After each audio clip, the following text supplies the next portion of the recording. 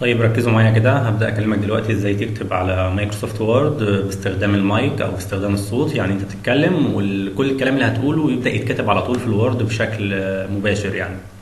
طيب أول حاجة هنروح لجوجل وهنبدأ نكتب جوجل دوكيومنتس أو اختصارها جوجل دوكس. يعني هنبدأ نكتب هنا كده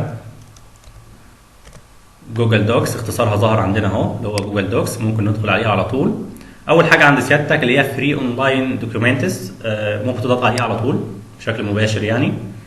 اول ما تدخل هنا هيكون متاح لسيادتك انك تعمل مايكروسوفت وورد، تعمل ملف وورد او جدول بيانات اللي هو جدول اكسل او عرض تقديمي او فورم معينه او نموذج معين.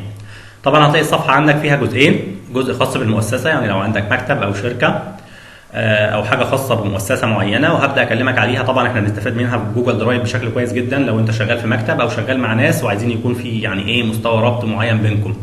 طبعا اللي هنحتاجه النهارده اللي هو على المستوى الشخصي ده، هنبدا ندخل لمستندات جوجل. طبعا اول ما تضغط كده تدخل هنا هو دوكس اهو، يعني هتشتغل على ملف. ممكن من هنا كده تبدا زي ما قلت لك تختار مثلا شيت اكسل او ملف وورد او سلايد او فورم زي ما تحب يعني. طبعا احنا عايزين نعرف النهارده ازاي نكتب على مايكروسوفت وورد، فنبدا نختار بلانك. طبعا الحاجات اللي تحت دي هي الحاجات اللي انا عملتها قبل كده. لما انت اخترت بلانك هتبدا تخش هنا على صفحه وورد بشكل طبيعي، يعني كل اللي قدامك ده الحاجات اللي موجوده في وورد مايكروسوفت وورد. عندك هنا فايل واديت وفيو انسيرت، كل حاجه خاصه بالوورد.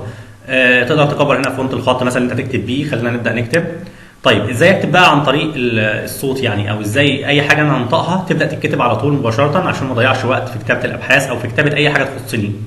طيب اولا كده هنختار حاجه اسمها تولز دي لو انت البرنامج عندك يعني بالعربي هتلاقي مكتوب ادوات. هنختار من هنا فويس تايبنج وفي الاختصار بتاعها موجود اهو. هيظهر عندك ميكروفون ده زي الريكورد كده اللي موجود في البرامج الخاصه بالسوشيال ميديا زي الواتساب مثلا. لو خدت بالك هنا كده هتلاقي اللغه اللي انت هتسجل بيها، فاللغه هنا اللي هو الانجليزي الخاص بالولايات المتحده الامريكيه. ممكن ندخل من هنا كده نختار اللغه العربيه اللي احنا عايزينها. طبعا لو انت لاحظت وانت بتدور على اللغه العربيه هتلاقي اكتر من دوله يعني العربيه الخاصه بالاردن، الامارات، البحرين وهكذا. طبعا احنا هنختار اللغه الخاصه بالدوله اللي احنا هنسجل فيها يعني، فاحنا هنختار مصر. طبعا انت لما بتختار الدوله اللي انت هتسجل بالنسبه لها او باللغه بتاعتها، طبعا هنا هيقلل نسبه الاخطاء بتاعتك. يعني نسبه الاخطاء بتاعتك ممكن تبقى 1%، لان كل الكلام اللي انت هتقوله مثلا مش هينكتب كله بشكل صحيح، هيكون في نسبه خطا بسيطه. فطبعا لما تختار لغه الدوله اللي انت هتسجل بيها يعني هتبقى نسبه الخطا بتاعتك بسيطه. هنا كليك تو سبيك يعني اضغط عشان تبدا تتكلم. فلو انت خدت بالك كده لو احنا ضغطنا هنا كل كلمه هنقولها هيبدا هو يكتبها على طول. كل سنه وانتم طيبين وسنه سعيده علينا وعليكم.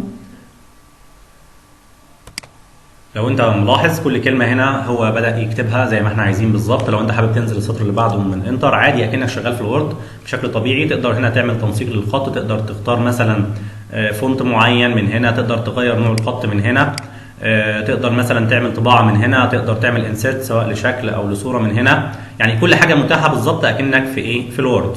تمام.